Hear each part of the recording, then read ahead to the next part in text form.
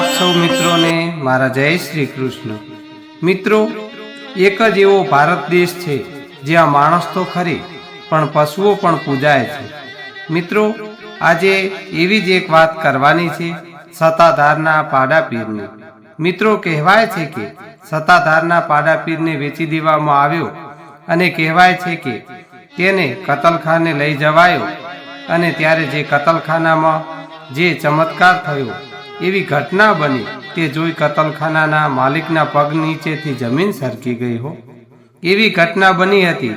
તો મિત્રો, આજના વિડીયોના માધ્યમથી જાણીએ સત્તાધારના પાડા પીરનો ઇતિહાસ। કેવી રીતે સત્તાધારનો પાડો પહોંચ્યો ગયો હતો કતલખાને અને કેમ અત્યારે પાડા પીર તરીકે પૂજાય છે। તો મિત્રો, આજનો વિડીયો અંત સુધી નિહાળજો અને મિત્રો વિડીયોને લાઈક કરજો અને સાચી શ્રદ્ધાથી કોમેન્ટ બોક્સમાં જય આપા ગીગા જય નકળંગ લખવાનું ભૂલતા નહીં। મિત્રો, ગીરમાં અંબાજર નદીને કાંઠે વસેલા સત્તાધારની વાત નીકળે એટલે લોકોને મોઢે બે વિભૂતિઓના નામ અચૂક આવે છે, એક આપા ગીગા અને બીજા શામજી બાપુ। 1809માં ચલાળાના દાન બાપુને પાસેથી પ્રેરણા લઈને આપા ગીગાએ સત્તાધાર ખાતે જગ્યા સ્થાપી। એ પછી રોગીઓની સેવા, મફત ભોજન અને નિરાધાર ગાયોની સંભાળનો જે અખંડ ચીલો ચાલ્યો તે આજે પણ ચાલુ છે। સત્તાધારની ગાદી ઉપર આવેલા છઠ્ઠા મહંત શામજી બાપુએ આ પરંપરાને વધુ વેગવંતી અને વધુ કીર્તિમાન બનાવી। આ શામજી બાપુના જીવન સાથે જોડાયેલો સત્તાધારના પાડાનો એક રસપ્રદ અને દિવ્ય પ્રસંગ આજે પણ સૌરાષ્ટ્રના જ નહીં પણ આખા ગુજરાતના એક નાગરિકને યાદ છે। પ્રસંગ ખરેખર અનંત જેવો બન્યો હતો। એથી લોકોને સત્તાધારની જગ્યા પ્રત્યેની શ્રદ્ધામાં અનેક ગણો વધારો થયેલો। મિત્રો, કહેવાય છે કે સત્તાધારની જગ્યાને આપા રામ કરીને એક આહિર ભગતે જગ્યાને કેટલીક ભેંસો આપેલી। તેમાં ભોજ નામની એક ભેંસ હતી, જે ભોજ ભેંસ જે દેવતાઈ ભેંસ હતી કે જેનું દૂધ મંદિરે ચરણામૃતમાં ધરાવવામાં પણ આવતું હતું। મિત્રો, આ ભોજ ભેંસના તમામ પાડાઓને જીવની જેમ જ જાળવવામાં આવતા હતા અને કદી કોઈને દેવાના જ નહીં, અને જો દેવાના તો મફતમાં જ દેવાના ને જેને ઈશ્વરીય શ્રદ્ધા હોય એ મેળવવાનો પ્રયત્ન કરતા। મોટે ભાગે તો કોઈને પાડો કે પાડી દેવામાં જ આવતા ન હતા મિત્રો, પરંતુ એવામાં એક દિવસ બપોરનો સમય કુંડલા પાસેના નેસડી ગામેથી કેટલાક લોકો આવ્યા અને પરમ પૂજ્ય શામજી બાપુ પાસે માગણી કરી કે અમારા ગામમાં એક સારા પાડાની જરૂર છે। જો સારો પાડો હોય તો એની ઓલાદ પણ સારી થાય ને તો અમને આ પાડો આપો। ત્યારે પરમ પૂજ્ય શામજી બાપુએ કહ્યું કે ભાઈઓ, તમારી વાત સાચી છે, પણ અમારી પાસે હાલમાં કોઈ પાડો દેવાય એમ નથી અને જે છે એ અમારા ખાડુમાં જોઈએ। પેલા માણસો કહે છે, આ રહ્યો ભોજનો મસ્ત પાડો ને તમે કેમ આમ મોડો ઉત્તર આપો છો? બાપુ કહે, અરે ભાઈઓ, એ તો અમારી દેવતાઈ ભેંસ ભોજનો પાડો છે અને એની ઓલાદને અમે જગ્યા બહાર પણ ક્યાંય કાઢતા નથી। જેને તમે ભલે પાડો કહો છો પણ અમે એને પાડો ગણતા જ નથી। એ તો અમારા પૂર્વજોની મર્યાદા અને સાથનો પુરાવો છે।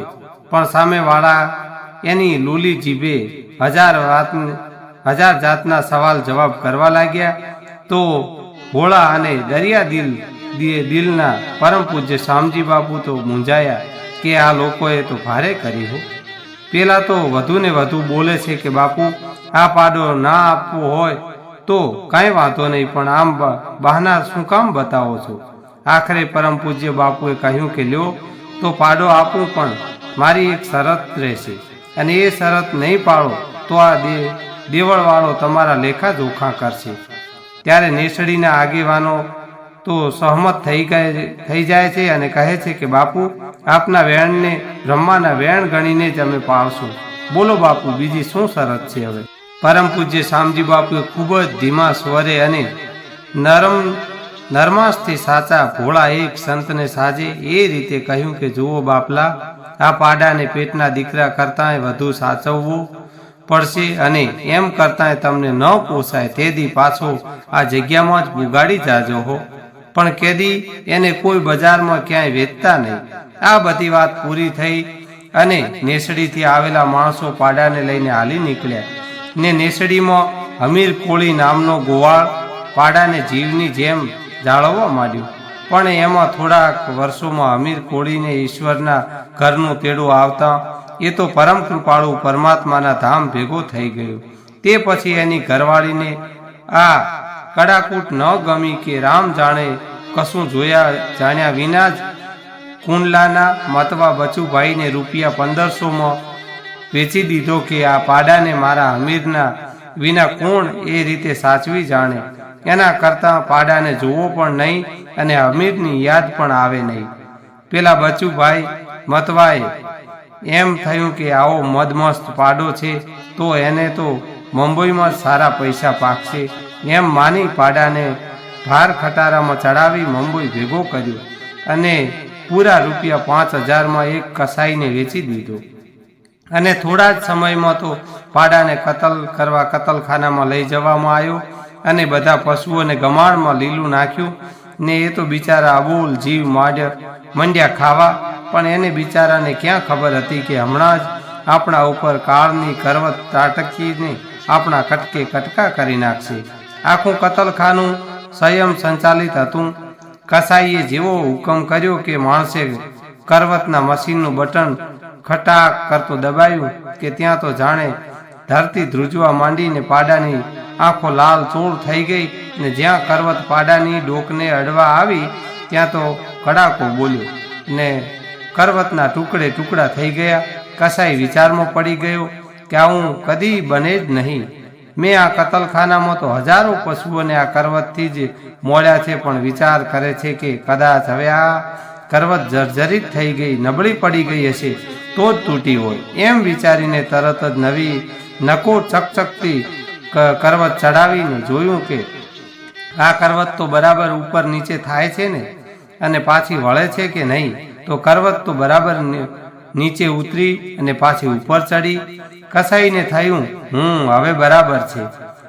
જેવું બટન દબાવ્યું ત્યાં તો ખટાક દઈને અવાજ આવ્યો ને કરવત પાછી તૂટી ગઈ અને એના કટકા તો એવી રીતે ઉડ્યા કે કસાઈના પણ પગ કપાઈ ગયા. થોડી જ વારમાં કસાઈના પરિવારજનો આવી ગયા અને તેને દવાખાને દાખલ કરી દીધો. પણ સૌ વિચારમાં પડી ગયા કે આવું કેદી બને જ નહીં. કસાઈ તો બેસુદ અવસ્થામાં જ ખાટલામાં પડ્યો છે અને દવાખાનામાં જે ખાટલા પાસે નીચે કસાઈની વહુ અને દીકરો સૂતા છે.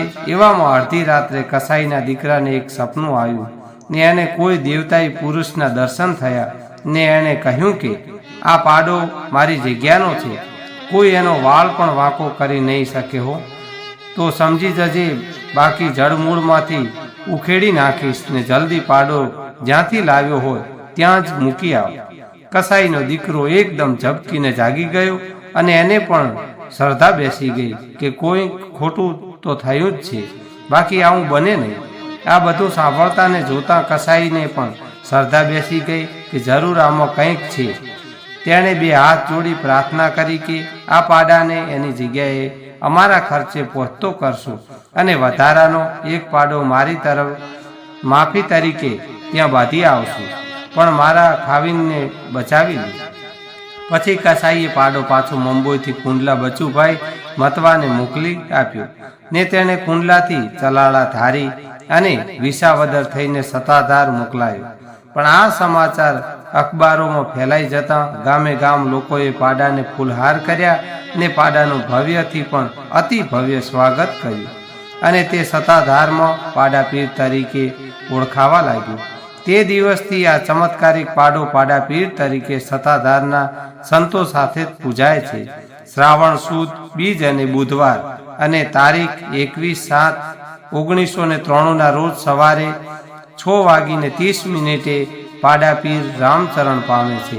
અને કદાચ આ પ્રથમ એવો કિસ્સો હશે જ્યારે કોઈ પશુના શોકમાં આજુબાજુનો વિસ્તાર સ્વયંભૂ બંધ રહ્યો હોય અને જ્યારે પાડાએ જીવ છોડ્યો ત્યારે તેને સત્તાધારમાં સમાધિ આપવામાં આવી અને મિત્રો આજે પણ આ પાડાપીરની પ્રતિમા સતાધાર ધામે આવેલી છે અને શ્રદ્ધાળુઓ તેમની માનતા પણ માને છે અને હાલમાં પણ એ પશુ પાડાપીર તરીકે પૂજાય છે। મિત્રો સોરઠના પાણીમાં અને સોરઠના સંતોના સહવાસમાં કેટલી તાકાત છે કે અહીં પશુઓ પણ પીર થઈને પૂજાય છે। મિત્રો જો તમે પણ સતાધારના પાડાપીરના દર્શન કર્યા હોય તો કોમેન્ટમાં જરૂરથી જણાવજો। તો મિત્રો આજનો વિડીયો અહીં પૂર્ણ કરીશું અને આજનો વિડીયો પસંદ આવ્યો હોય તો તમારા મિત્રોને પણ શેર કરવાનું ભૂલતા નહીં। તો મિત્રો ફરી મળીશું એક નવા વિડીયો સાથે। ત્યાં સુધી આપ સૌ મિત્રોને મારા જય શ્રી કૃષ્ણ, જય માતાજી, જય રામદેવજી, હર હર મહાદેવ હર।